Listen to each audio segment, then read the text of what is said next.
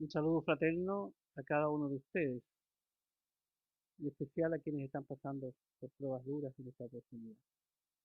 Quisiera leer un versículo que está contenido en la carta segunda de Pedro, en el capítulo 1 y versículo 4. Segunda de Pedro 1:4, que dice lo siguiente: por las cuales nos son dadas preciosas y grandísimas promesas, para que por ellas fueseis hechos participantes de la naturaleza divina, habiendo huido de la corrupción que está en el mundo por concupiscencia. Estos últimos meses han sido muy fuertes y terribles para muchas personas. Y en esta oportunidad, dadas estas condiciones, eh, quiero llamarles a fortalecer su alma. Y por eso que quiero hablar de cosas preciosas, contenidas especialmente en estas dos cartas que escribe aquí el apóstol Pedro.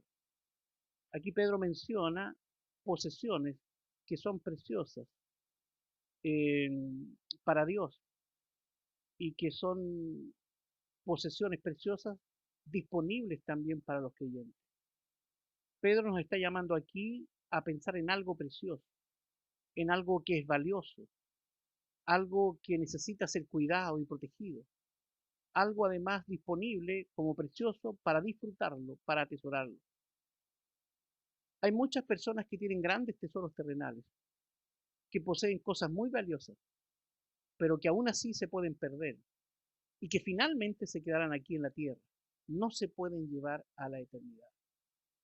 Pero también es probable que en este mundo nosotros, muchísimos de nosotros, no tengamos ningún tesoro, ninguna cosa valiosa que cuidar.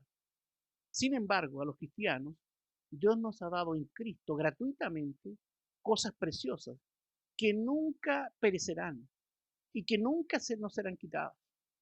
Y en esta oportunidad quiero que revisemos en estas dos cartas de Pedro estas cosas preciosas que Dios nos ha dado por gracia y por misericordia. Quiero primero revisar, ¿cierto? Primera de Pedro 1:7, donde nos dice Pedro ahí que hay cosas que son preciosas y dentro de esta nos dice que hay pruebas que son preciosas.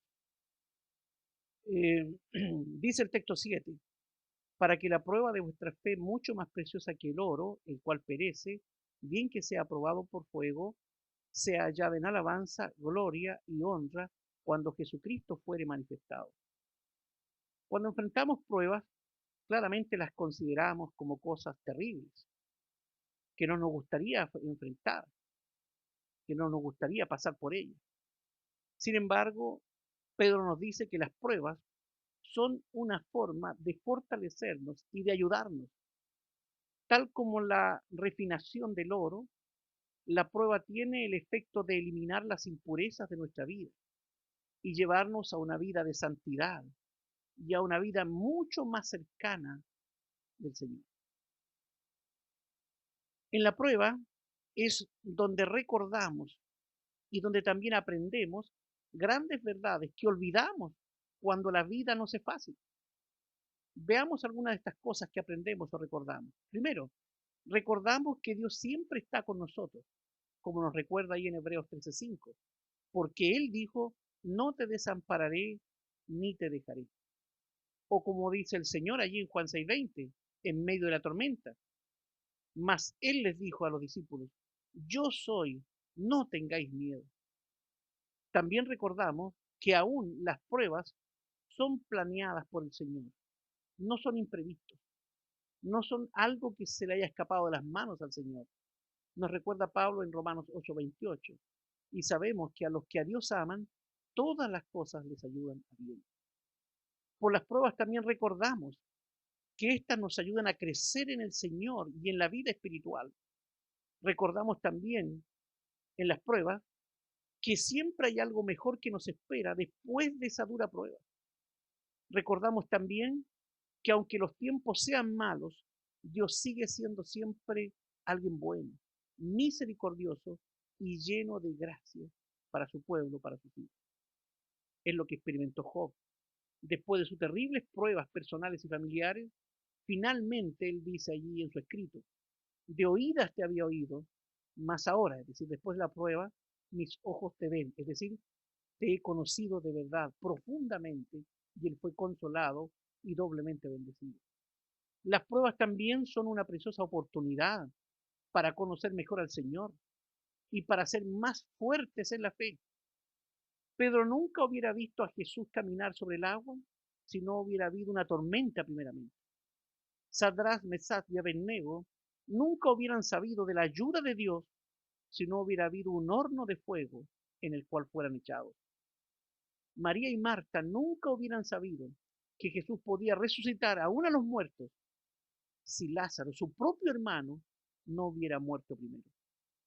Así que aprendemos que las pruebas son preciosas si las vemos y si las vivimos a la luz de Dios, a la luz de su voluntad, a la luz de su soberanía. En segundo lugar, también Pedro nos enseña que hay una sangre que es preciosa. Primera de Pedro 1:19.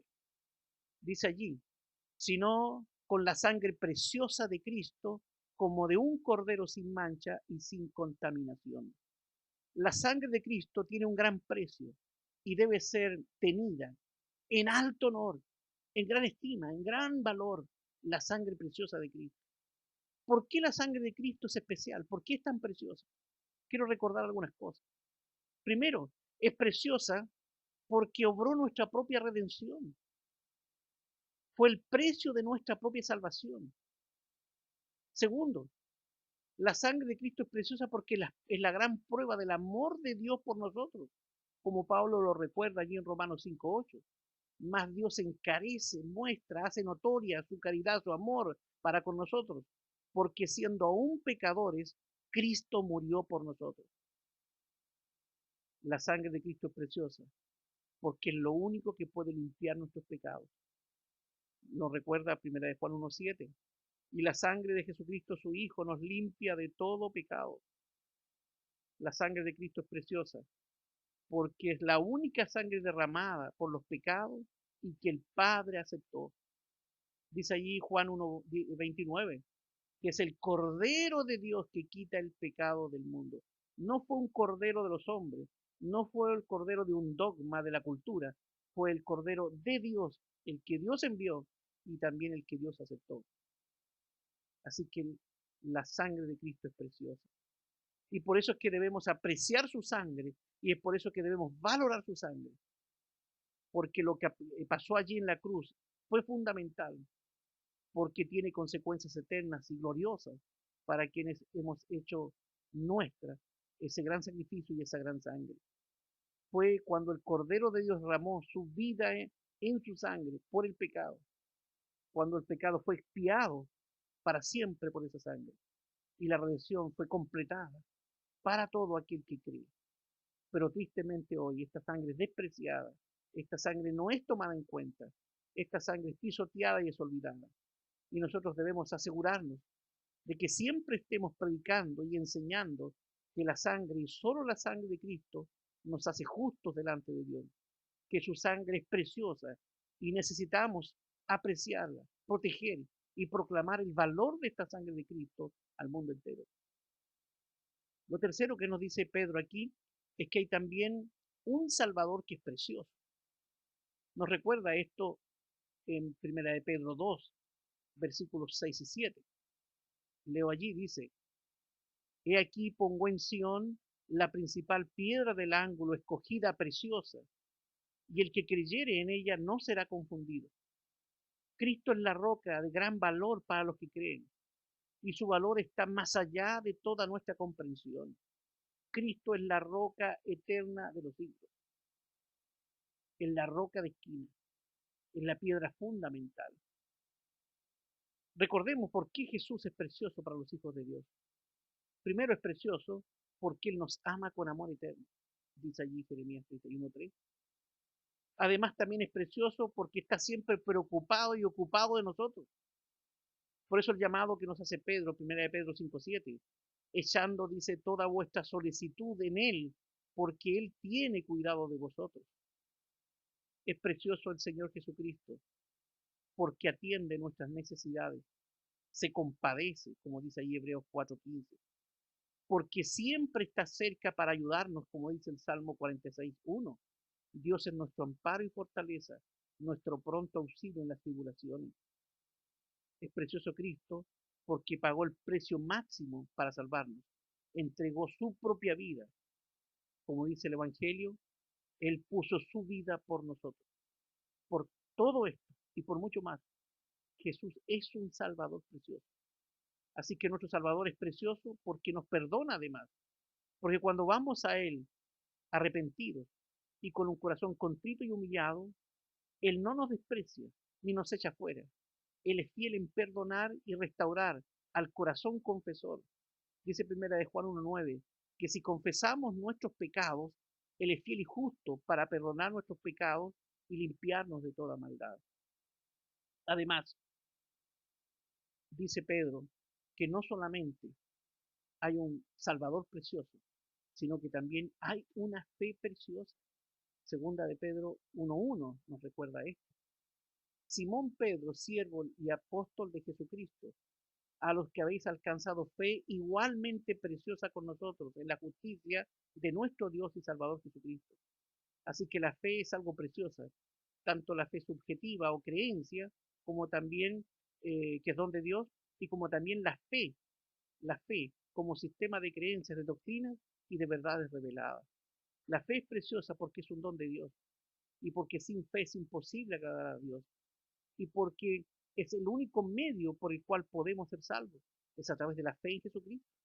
Efesios 2:8 y 9 dice, porque por gracia sois salvos por la fe, y esto no de vosotros, pues es don de Dios para que nadie, no por obras, para que nadie se gloríe. Nuestra fe, además también como doctrina revelada, es preciosa, porque fue revelada gratuitamente y está disponible para todos. Dice Isaías 55, a todos los sedientos, venid a las aguas, comprad sin dinero.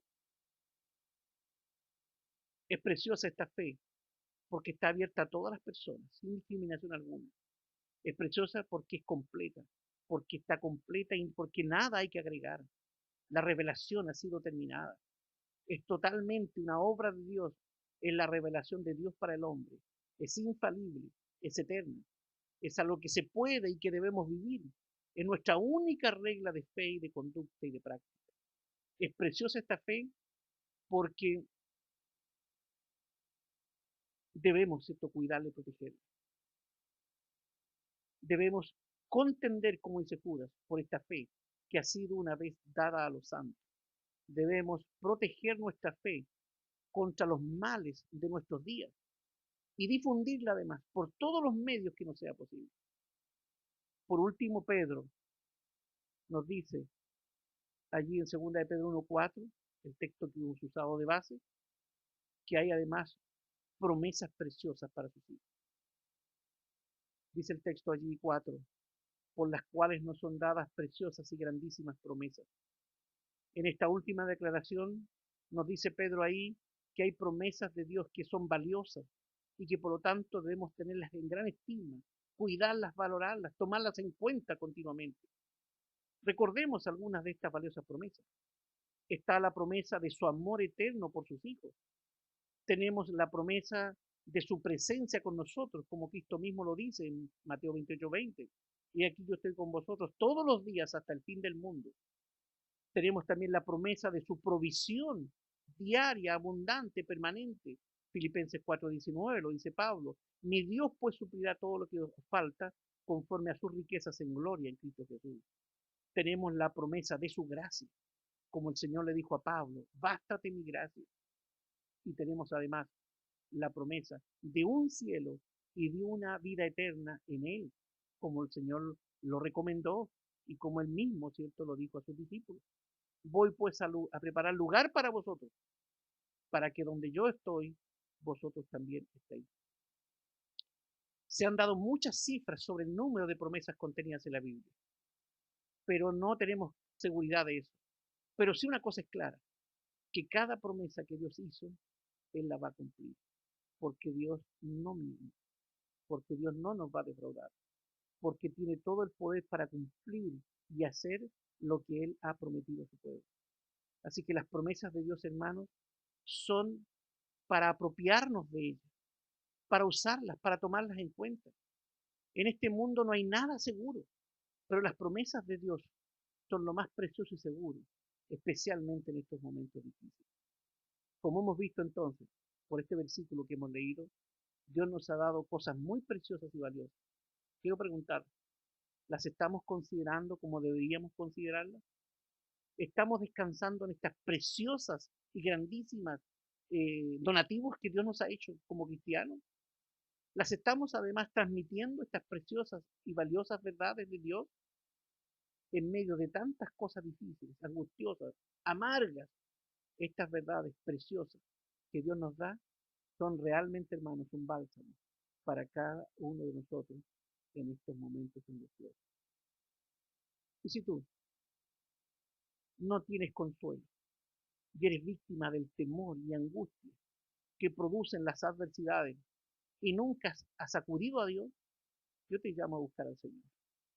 Él tiene cosas preciosas para ti. Confiesa tus pecados, arrepiéntete de ellos y cree en Cristo como tu Salvador personal y experimentarás de allí en adelante, cuando vayas a Él arrepentido, experimentarás las cosas preciosas que Dios tiene para aquellos que son sus hijos. Que el Señor les bendiga. Amén.